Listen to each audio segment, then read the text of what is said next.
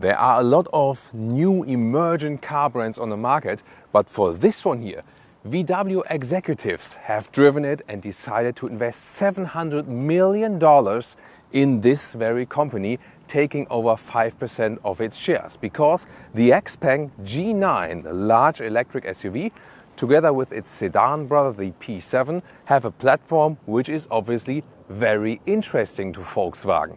Why is that? And is this large EV SUV really that good? We're going to find out here with Thomas and Autogefühl in 4K, full screen, full length. Let's go here with the front of the XPeng G9. You can see the daytime running light all the way across, really cool. A very simplistic design already in the front. It reminds a little bit also of the design that NIO, for example, is using, and I will also go into some details where NIO and XPeng are different and what they maybe share or what's maybe somewhat similar. 4.89 meters or 193 inches is the length of the XPeng G9. This is more or less a length than towards the Tesla Model X. However, the pricing in Europe is between the Tesla Model Y and the Tesla Model X. So they try to offer a full package for a decent price, cheaper than the competitors. Wheels, either 19-inch or these here, the 21-inch, because this is the high trim vehicle. Really beautiful. Look at that here, this knurling around the wheel inside here, this inner part. So beautiful job indeed. The CD value is 0.27 and they make two different versions. Rear-wheel drive with an acceleration figure of more than 6 seconds, or an all-wheel drive version where the acceleration figure to 1 kilometer or 62 miles an hour is under 4 seconds. That's of course pretty impressive already. Then rear design, look at that, light strip also all the way through, and then this dot design right here. I think design-wise it's really attractive and clean and simplistic, yet they play a lot with light technology, and they also have some nice animations, for example, for a welcoming and goodbye light, both in the front and also in the rear. Turning indicators, slim integration here replaces the outer part, and also with this cascading function. In the rear, the turning indicators have this cascading form as well, and most of the stuff you see here today is indeed included with basically all the versions. There's just a 14,000 euros difference between the low spec and the high spec model, and that is hugely different strategically between this one here, the XPeng, or for example also a Zeekr, and Audi, BMW, Mercedes and VW, for example, where you always have like a base model and then the top spec is like double price or even more. Here we have the Netherlands pricing already, 58,000 euros for the small battery with rear-wheel drive, and then 14,000 euros more, 72,000 euros for the all-wheel drive version with the bigger battery. 76 kilowatt hours is the entry battery, the bigger one at 93 kilowatt hours. This is the key fob, and can you read this? I give you a couple of seconds time and then tell me if you could read that. Well, I couldn't, I had to ask for it, and it says X Opera, that's their sound experience system. The key fob itself is masterclass, it's so great, it really feels really premium. And you also have a separate button here for the charging flap. Sometimes it works, sometimes not. Here, have you seen that? It's a very clever integration here of that charging port and 300 kilowatt DC charging peak. And that comes from an 800 volt architecture. It means 10 to 80% state of charge in around 20 minutes. And that's of course really impressive. So let's see. I think it's a very good idea here, but you see, like everything you touch and feel and hardware-wise is working, there we go, is working very well, but software-wise and functions like these, I think they need a little more tweaking, and we're getting to a scheme there, definitely. Well, in 4K you have maybe seen on your big screen here this blue dot here. Have you ever wondered why it's sometimes on test vehicles they do that this dot here is basically on the lowest point, then they mark it that the car is supposed to stand that way. For example, also that the logos are upright and so on. So this is basically like a show marking when they put vehicles at a very certain point on the show parking lot and something, just wanted to tell you that. Some things I really prepare extensively before doing the review, of course, to give you the best information. Other things I try to be surprised myself that you can have the authentic experience while I'm doing that.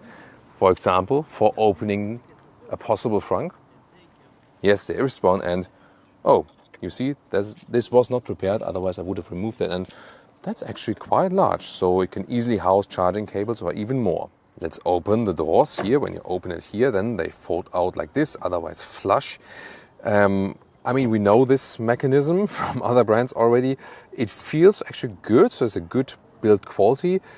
I wouldn't say it's my favorite mechanism, but it's fine, you know. Then here, door closing sound is good, although it's frameless doors. Interesting. And then here, this is also an inbuilt soft close. And this is also a scheme all the way throughout this vehicle at that price point with so many things that were like only in options, 50,000 euros with the Germans. That's the thing. Here then, it's a nice covering here of the inside of the doors. DIN audio sound system. This is part of a premium package, one of the very few options. And then also door pocket, big enough. Even in the lower part here with soft touch, not only hard black plastic. We sometimes don't see that in 100K cars. Then interior, the steering wheel with a very open spoke design, I would call it that way. And real buttons at the steering wheel. That is amazing indeed.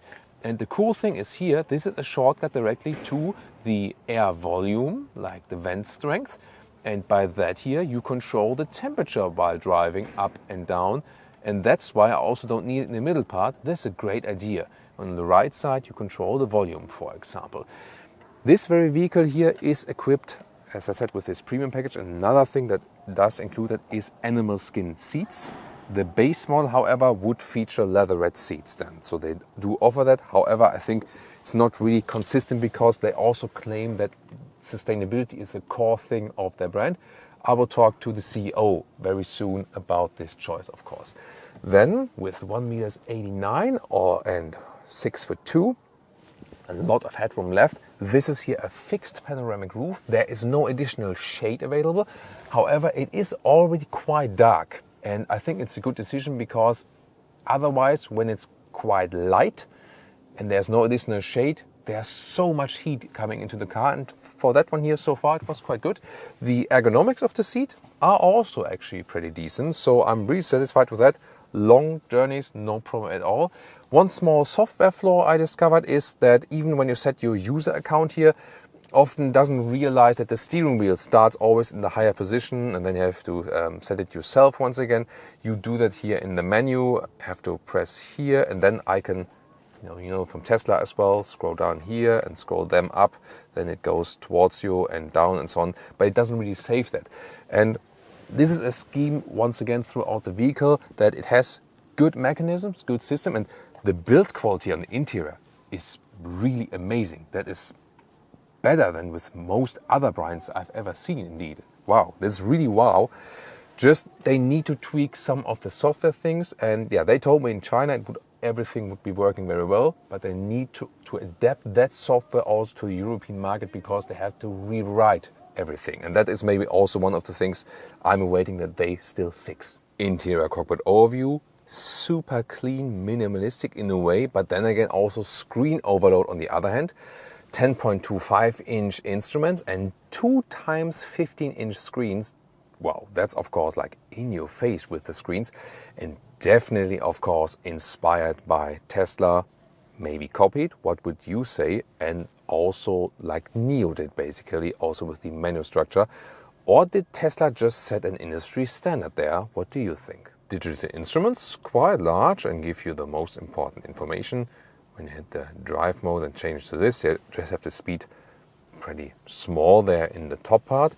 And once again, as I told you earlier here, when you use your thumb on the left side of the steering wheel, you can control the temperature and also then here the vent strength. So that's a good and easy solution. Remember these here? Old Mercedes stall column, and these are also the same ones that Tesla then used from the Mercedes parts bin. Now XPeng are using them. More speakers from the DIN audio system. Infotainment system, pretty responsive also from the car internal map. They will also offer Apple CarPlay and Android Auto. That's a difference to NIO and Tesla who don't do this. Interesting. Then the left side menu structure here. This is where I go to the driving modes and so on. We'll test it on the German Autobahn very soon. Yes, of course, that is Tesla inspired. That is quite obvious, I think. the X-Pilot, they drive level 4 autonomously already in China. In Europe, that's not possible yet, and they also had to rewrite the whole software. You can, by the way, have for the display like a day or night view. I always use the night view, that it's better here for the camera to use. Temperature is changed right here, for example, and here AC on and off. You can also use the voice control. Hey XPeng, temperature 20 degrees. That works, for example. And then you have another app overview.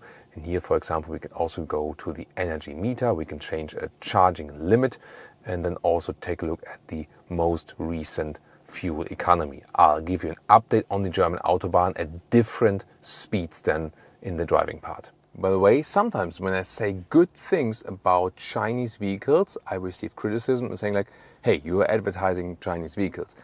When I sometimes say good things about German vehicles, people say, hey, you advertise German vehicles. The thing is, I show the pros and the cons of every car on the market, and then you can decide. What I actually do is, when I also know the history, the background of the vehicle and the reliability and so on, then I can give a final recommendation with my whole driving impression plus the possible cost of ownership, reliability for the owner. That's why I often, take really hours and hours per day to answer comments or private messages on all different kinds of social networks. But just because I say something is good or bad with the car does never mean that I just on a tendency say like buy a car from a certain region, country or plant or something. Truth is that almost all vehicles nowadays are basically global vehicles because they consist of parts from all around the world, and sometimes manufacturers from that country also manufacture in the other countries. Yeah, it's really hard to draw a line somewhere, What I can understand when people say, I try to find a vehicle to support my local business or my local country or something when the car is also built in there. But to know that, you really have to check each individual model, where it is built and what parts are in there. That's a really tough thing to do. This middle console here is also very clean and well thought out, except for one thing. These are inductive charging pads. It's cool that we have two. However, that if smartphones get so hot here, especially at least the iPhone here, it needs cooling nowadays. Every car needs that when it has an inductive charging pad, so it definitely overheats here. Then these cup holders, it's good that you can pull them up to clean them, and you can pull them down here. Also good feedback, adaptive, and then you push them in again, and then they come up, for example, for cleaning and against fingerprints. They might just be too small for large bottles and so on. This middle armrest here is also cool because it opens both ways. Tell me from which car is it reminding you of? Then tell me in the comments. And on the inside there is also decent space, also for the ladies, for handbags. This is, by the way, a high-grade leatherette, so you see it also works that way. Yeah, but it's also very good usage of space. Oh, even with cooling on the inside. A large lower storage area here, USB-A and USB-C charging, and another 12-volt power supply. Yeah, sometimes I also take my glasses off that I don't have like any reflections from an external light inside the glasses.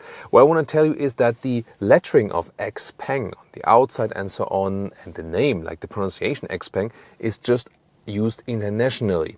Inside China they say Xiaopeng and they just use the logo. And Leah is showing us her favorite feature, and that is the passenger mirror. It has this, very elaborated style, and then automatically there is a mode in the passenger infotainment system where you can adapt and change the lighting there, especially for makeup features. And look at that, you can even set an individual seat mode for the makeup position. And the passenger seat here also has a special relaxing function here with this calf rest. Goes quite high actually then for this maybe sleeping while charging. By the way, you can see from my driving position, I cannot see the passenger display. I have to go around like this, and then I can see it, because only the passenger is supposed to see it, and it's basically mirroring what you also see on the left. And you can set your own temperature, the seat heating and so on. or then the special like makeup function or a yoga mode even. Rear doors. Even these have a good door closing sound, although they are frameless. And on the inside, all the way soft materials, even at the bottom of the rear doors. And as I said, we hardly see that in nowadays premium cars. Wow. Here you can also control the back part of the rear seats at the inside of the doors. And this little button here, this fella, is a mute button. Every single seat, also in the rear, has a mute button for the infotainment system. And if you wonder now, will the kids play around with that? Yes, they definitely will mess with that. Then let's get in the rear and you can see still some legroom left. Good packaging indeed. And there's here enough headroom left, no problem at all. It's also very comfortable in the rear. As I said, I can also control the back part right here. Easily done actually. There is no middle tunnel, really using a dedicated EV platform. So you can easily house 5 tall adults in here.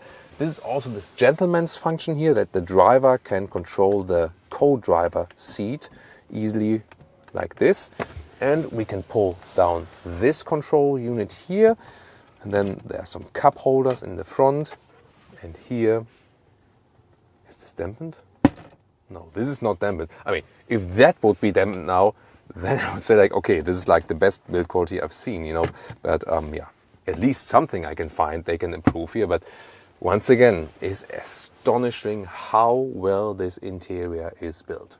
Also check out this rear handle here with soft close or soft retraction.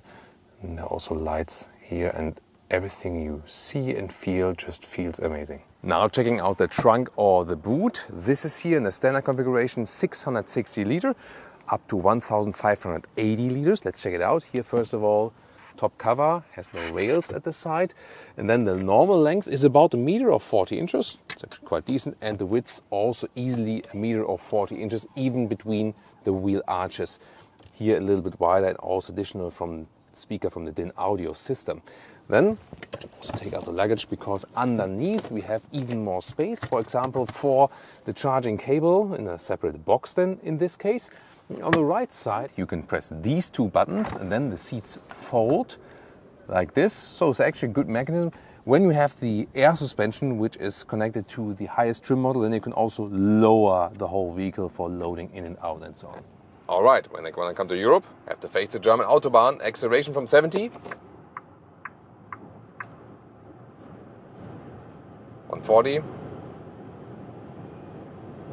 170 kilometers an hour. Wow, that was pretty quick. Official acceleration figure is 4 seconds. 0 to 1 kilometers an hour or 60 miles an hour. 62 miles an hour. That all-wheel drive version we're driving, wow, that's pretty explosive. And we have different driving modes. This was here the sport mode for maximum performance actually. You can also see these red lines here. So yeah, that's actually pretty cool. And at the same time, you can also go back to the standard mode when you want to relax. Yeah, there is always some kind of sound feedback for that. This top trim version is also equipped with the air suspension and 21-inch wheels. So when you're driving over some small bumps, then you feel 21-inch wheels, of course, have less dampening than 19-inch wheels, than the base ones. However, the air suspension is also doing a good job, because it makes this ride a little bit softer, and you can have both, basically, comfort and sportiness, because when you go back here to the sports mode, then the ride gets a little bit stiffer. What is not changing that much is actually the steering wheel. Let's test it here. Sport mode versus standard mode. Doesn't make any difference, I feel. And that's the one thing about agility of this vehicle. You don't have this feedback from the steering. So it is really light and soft, and you kind of steer like you would steer through thin air or something. It's not super bad or something, but it just lacks feedback, so you don't feel so much connected to the car via the steering wheel. Noise insulation, driving here 130 kilometers an hour, so like around 70-80 miles an hour, and it's really very silent, and the vehicle is very calm on the road. Let's do a lane change here in the normal mode. Yeah, it's also very relaxed, changing back, accelerating while doing that, really relaxed indeed. As for braking, you can set different modes. You can have medium, low, high, or the X pedal. too frequent operation. Please try again later. Okay, so they're trying to prevent you to change stuff too often, obviously, while driving. So when you have low, then you lift your throttle off the pedal and there's hardly any recuperation. And the other extreme would be then the X pedal, and that one would be then kind of like a one pedal driving feeling. So you can decide what you want to go for. Let's go back into the sports mode. So how does it behave here when you lane change then? Yeah, it's a little bit stiffer from the suspension, definitely more feedback. So it feels really good. You feel you're driving a big and heavy SUV, yeah, considering also that size of the battery, yes, of course. But still, hardware-wise, I have to say, it's very well done. And if you then think about that, for example, the competition from NIO and Tesla, they have similar offerings, like also in the size and so on, but they're both way more expensive. Then you think about, does Tesla or NIO offer anything else what they don't offer here? Or then, of course, thinking about the big Germans, Mercedes, Audi, BMW, do they have something against this here? And then it gets really tricky, especially at that price point here. So that's the very interesting thing. Remember, this one here, length of Tesla Model X. But congestion zone ahead. Thank you, I didn't ask for that. But the price between the Y and the X. So, and that's always the thing, that they offer the products full spec and so on at a very decent price. Wow, the acceleration is really quick, especially in the sports mode here. So the rear drive version itself would surely be enough, I would feel. Congestion zone ahead. Okay, I don't need that, and also not so loud. Here now in this corner, yeah, don't feel so much connected to the steering, but the car feels actually quite agile, besides from that not connection from the steering. The turning indicator, by the way, is always going back to the neutral position, but without, giving you a haptic feedback when the turning indicator sound is over. So do it like this, and then you have to press it back again, basically. Or sometimes, let's see if it does here, when I'm going right, then turning left, it should cancel the turning indicator process. Yeah, it does it, but it doesn't flip back or something, so you don't get a haptic feedback for that. It's very interesting when you use the turning indicator, you just hear it on the left side when you're turning left, and you just hear it on the right side when you use the right turning indicator. That's also a very interesting thing. When we are at speed, 120, let's go. Good performance, 160, 170, 180, almost 200 kilometers an hour, 125 miles an hour. Wow, now it gets really rough and also a little bit out of control in a way, in comparison. There you feel that the 21-inch wheels are kind of big for that vehicle, definitely. Air suspension set on sports mode. Also, once again, a little bit stiff. Let's put it to standard once again, see if this... Yeah, it's tricky to change that in the screen while driving, definitely. Yeah, now we're a little bit softer, but overall, the setup of the vehicle is not too soft, I would say. At the same time, when you accelerate here a little bit, then you can make it, a little bit shaky. But overall, I'm really happy with the hardware they deliver here. And after all, this large SUV is not meant primarily for that very sporty drive, but more for this, constant cruise and relax and so on. And I think the seat ergonomics is also very good. So they have good long-term comfort. I can always say that. And there's also this spacious, roomy atmosphere and so on. And we're driving really fast, 150 kilometers an hour now, and it's still very silent in here. Some software things, you already heard, can be annoying at times. At least I feel it's quite pretty cool that I can change the temperature here on the left side of the steering wheel with the jog wheel here, and also the vent strength, right and left. That's easily done, so I can control the climate unit easily while driving. Although nothing is here, so I don't have to use that in the touchscreen. I'm really happy for that. So this is a very good solution they found in here directly at the steering wheel. Overall, I think the Autobahn test itself, that one is already mastered. The question now is, of course, about the assistant driving system. X-Pilot ACC activated. Please drive carefully. Okay. And now, let's see. Here I put the speed a little bit higher with my left thumb. Distance to a car in front of me is being kept. This so-called X pilot is activated. It's also here. Lane departure sensitivity, let's put it to normal. Speed limit assist. Feel the distance maybe a little bit too far. Yeah, I can adjust the distance. Let's put it a little bit closer here. It's also easy solution to control the distance here. So always when the ACC is activated, then the distance can be ruled here at the steering wheel. Lane keeping Congestion zone ahead. Yeah, that's a little bit annoying, I have to say.